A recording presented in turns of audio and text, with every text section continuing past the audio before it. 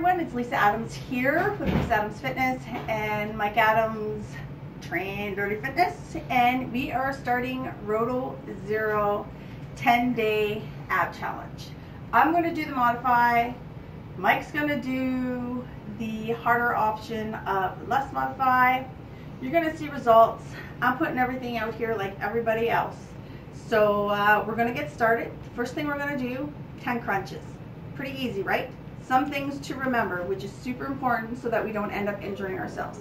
First off, when we get into our position, we're going to lay down flat on our back with our butt, feet, and lower back planted safely to the ground. We do not want our lower back to lift at all, because then you're actually using the lower back and you're going to end up hurting yourself.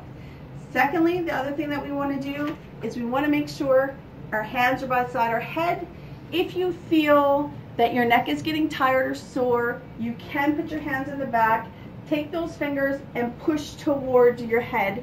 It takes the pressure off of your back. So we're going to get started. 10 crunches. So I'm just going to get in position here. As you can see, we're at home. Nina's running around here. So start in position, feet flat, bum flat, back flat, hands beside the ears, and here we go. So for 10. 1, we're only going to go, make sure there's an apple under your throat. You can touch your abs so you can feel them, and we're going to work. This is working our upper abs, and we're going to go. So we're at 5, now we're at 6, 7, 8, 9, 10. I always find it to look at a spot on top, keeps our focus. Then we're not thinking our neck, everything else. It's all working in the proper way that it should be for proper technique. Okay, we're on. Okay, second exercise for day 1 of ROTO Zero ab challenge is mountain climbers. We all love mountain climbers. So I'm going to start off actually doing it as a regular mountain climber. Then I'm going to show you what you can do to modify it. We are doing 10. So basically 5 on each side.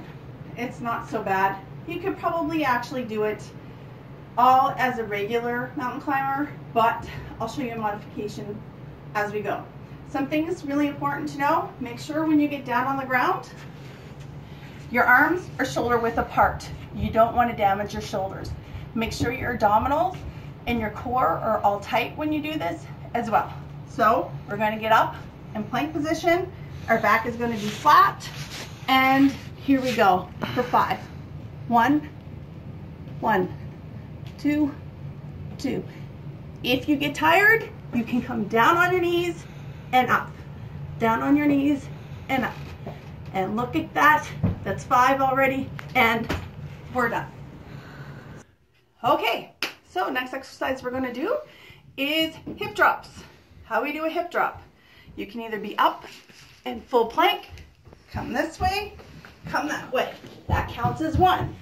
If you need to modify, you're in a low plank on the knees, and you can do the same thing best you can. So here we go, 5 per side. 1, 2, 3, 4, and 5. We're done. Don't forget to hydrate as you need to. Okay, so we're on to our next exercise. It is leg raises. I'm doing the modified version. As some people know, recovering from a head injury, and I'm not able to do them properly. So here we go. Some key things to keep in mind as we're doing this. Your back needs to lay flat on the ground.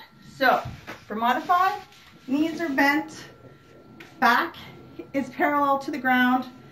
You can, if you like, place your hands on your lower back to ensure that they're staying. Then you're going to take your legs, you're going to raise them up, and you're going to put them down. What I actually like to do is hold on to my lower abdominals by pushing in to feel that engagement of the muscles actually working in the lower abdominal area. So let's go. 1, 2, 3. Another thing to remember is breathe while you're doing these exercises.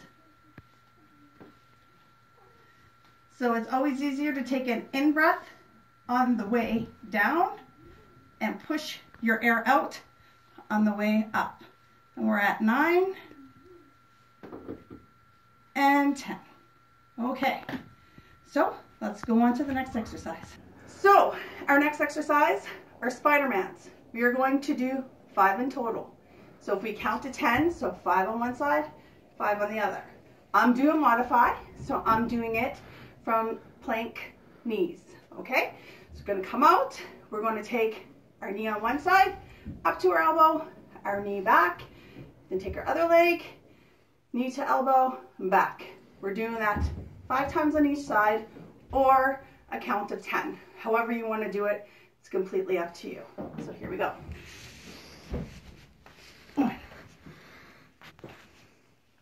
To keep that core tight when you're doing this, super important. Look about 3 or 4 inches out in front of you. You want to keep that spine as flat as possible. And just like that, 5 are done. Okay, so we're on to Russian twist here now. I have a yoga ball. Mine's a medium-sized one. You can use weights. You can use no ball. You can use a heavy ball, whatever it is that's going to make you do this one properly. So what we're going to do is we're going to sit in a C-curve V-sit position. We are going to take the ball and we're going to twist. And we're going to twist. And that's going to count as 1. We are doing 10 based on both sides, or 5 in total. Okay, so here we go. 1, 2,